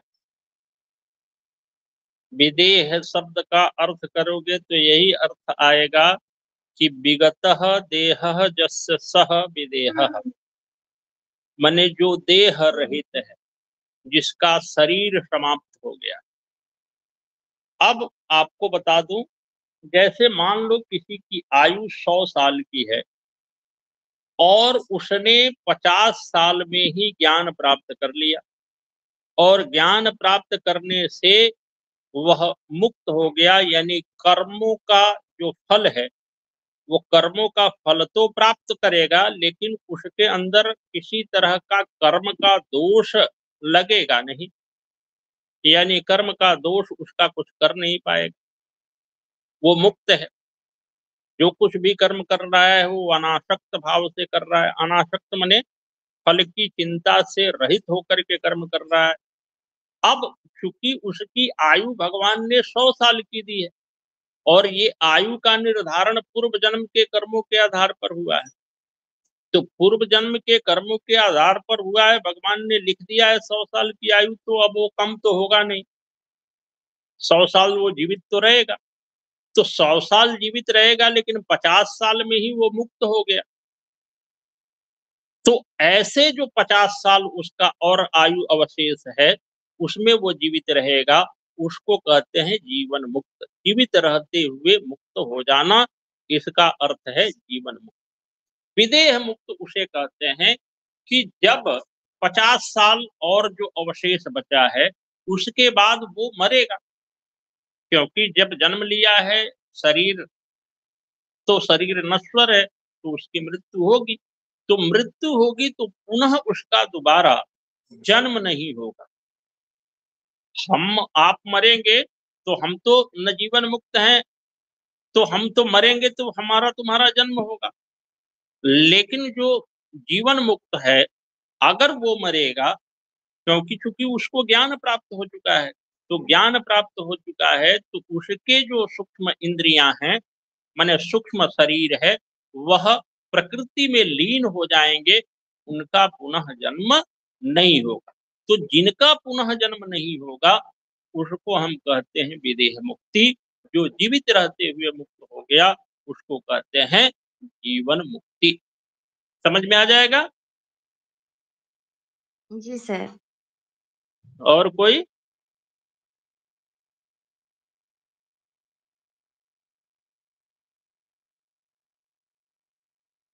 अरे तुम लोग के पास समय है 10-12 मिनट।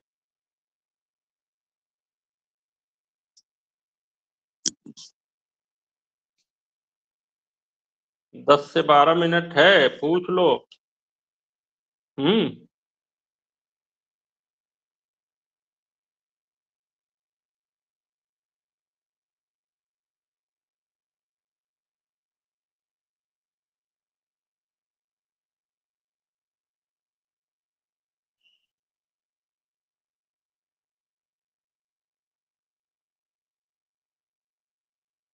शंका नहीं?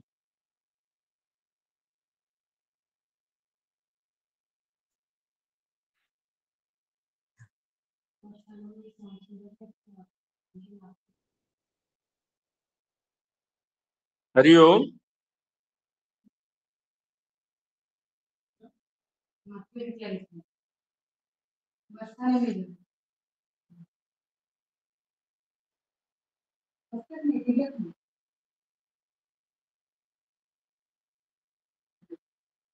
अरे शंका है, पूछ लो। सर सांख्य दर्शन के दूसरा नाम हिरण्य सप्तति क्यों है? हिरण्य सप्तति इसलिए है क्योंकि उसमें 70 कारिकाएं मुख्य रूप से हैं। सांख्य कारिका का नाम है, सांख्य दर्शन का नाम नहीं है। सांख्य कारिका का नाम है हिरण्य सप्तति। हमने पहले भी बताया था कि महर्षि कपिल को हिरण्य गर्भ मानते हैं, और हिरण्य गर्भ मानने के कारण वो हिरण्य गर्भ के द्वारा जो प्रणीत दर्शन है उसको हम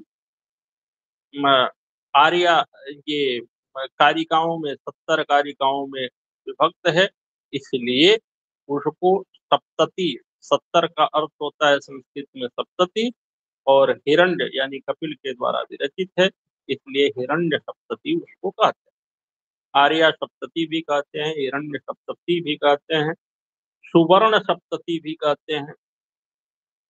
हिरण्यगर्भ तो ब्रह्मा जी को बोलते हैं। हाँ, तो ब्रह्मा के ही अवतार हैं कपिल नहीं, वेदों में। विष्णु जी के अवतार है। अरे विष्णु ब्रह्मा सब एक ही हैं बेटा। जब तुम अग्नि पुराण पढ़ोगे तो ब्रह्मा के अवतार भी हैं। अग्नि पुराण, विष्णु के अवतार तो हैं। जब अग्नि पुराण पढ़ोगे तो अग्नि पुराण में ब्रह्मा के अवतार हैं। एक श्लोक मिलेगा, सनकश्च सानंदश्च, ऐसे करके ब्रह्मा के मानस पुत्रों में भी कपिल की गणना की गई है।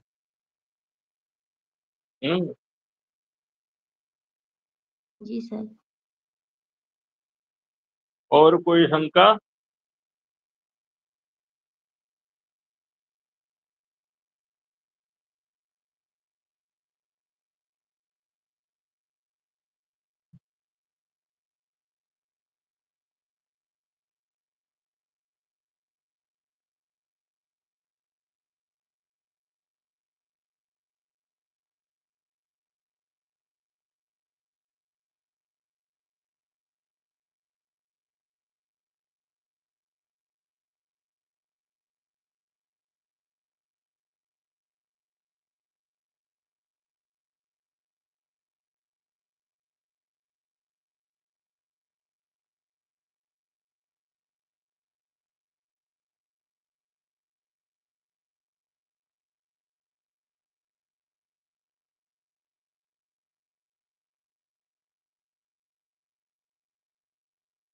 शंका नहीं है कोई?